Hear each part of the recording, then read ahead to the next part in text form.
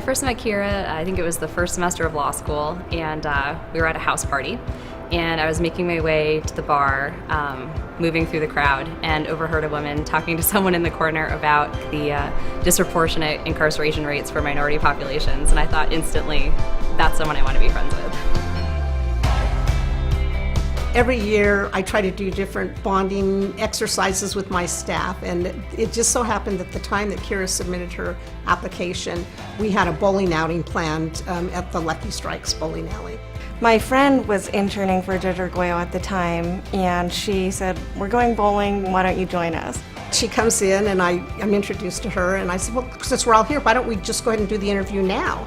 And I was stunned, but I wasn't going to protest. And she and her law clerks pulled me over to a sitting area and just started firing off questions.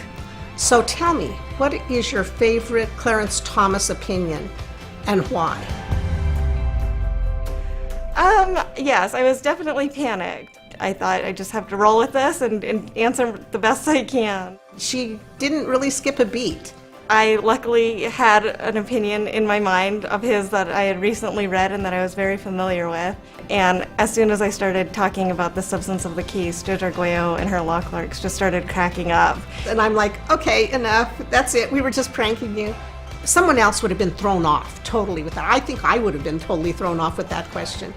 Kara's a very determined young lady, determined to be the best lawyer she can be, and she showed me that through this prank. And then, of course, she came in Monday and she had the job. Kira puts everyone at ease, not just comfort that she is going to handle their case for them well, but that she also cares as a person, and that's why she's fighting this fight. She's always been interested in, giving back, and just as time has gone on, it's been inspiring to me as well. Kira came to me one afternoon and asked about the Clemency Project. She was familiar with it, and it was something she was really interested in doing.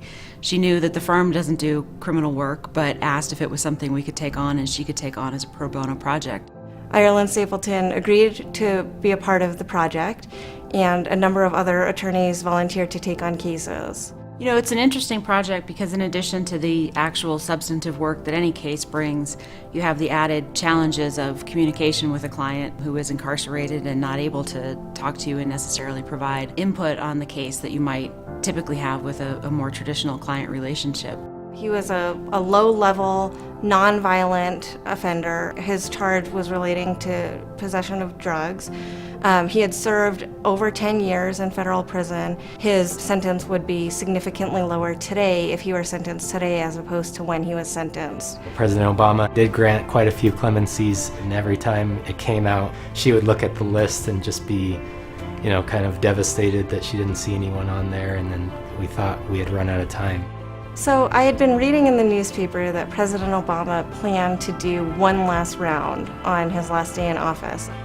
So I was busy working on another matter, and my phone rang, and I noticed it was a Washington, D.C. number. And so I thought, I better get this call. I remember seeing that text, like, he got clemency, and I think there was probably quite a few exclamation points on the end of it. She was over the moon and giddy when she got the notice and came in, and we all were. I couldn't wait to hang up and let my client and his family know. I think he had maybe given up a little bit of hope, so he was kind of speechless. Reducing somebody's sentence and getting them out of prison a lot sooner and back to their family is, I think, one of the most life-altering results you can achieve for somebody. She just sees the humanity in everybody and wants to help them, even if they've made mistakes in their past. And that's what, inspires me, and that's what I admire about her. The year that she worked for me as my law clerk was just an absolute delight. Kira was certainly never hesitant or afraid to express her views and tell me how she thought the case ought to come out, and we would debate those, and sometimes we would agree and sometimes we wouldn't. But those were very enjoyable conversations, very lively, and I suspect in the long run really helped me to do my job in terms of deciding every one of those cases. She is someone who loves the law, loves educating herself, and keeps on top of her game. And at the end of the day, part of it is understanding your clients, being approachable to them, and that's something that she just excels at. I don't know how Kira has the time to do everything she does. Well, it makes me feel like inadequate because every time I see her, she's done something else great. The last time that we were all having happy hour together, she pulls out her phone and shows us an app that will automatically generate letters to your legislators.